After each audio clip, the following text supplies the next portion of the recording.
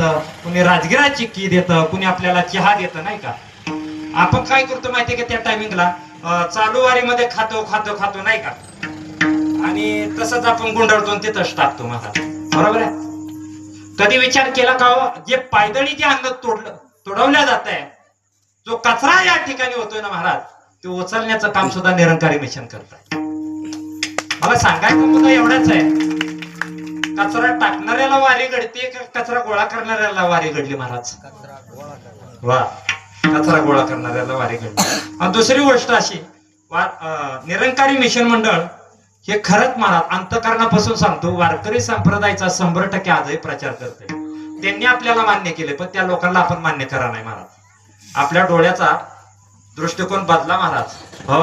आणि दुसरी गोष्ट, त्यांच्यामध्ये तुम्हाला पाहायला काय मिळत? त्यांच्यामध्ये कधी स्पर्धा पाहायला मिळत नाही. त्यांच्यामध्ये तुम्हाला अहंकार कधी पाहायला मिळणार नाही. सदैव नम्रपणा, संयमीपणा. आणि एक बोलू का महाराज, जसं आई बाप तुमच्या माझ्यावरती प्रेम करतात ना, तसं निरंकारी मिशन सद्गुरूच्या रूपानं आमच्यावरती प्रेम करतात महाराज. एवढी माया देणार हे आहे. अजूनही सांगतो महाराज, वारकरी संप्रदायामध्ये आजही स्पर्धा आहे. आपल्या ओळखीचा असलं तर त्याला आपण जमून घेतो, आणि थोडासा तिरका असला तर त्याला पूर्ण आडवा जातो.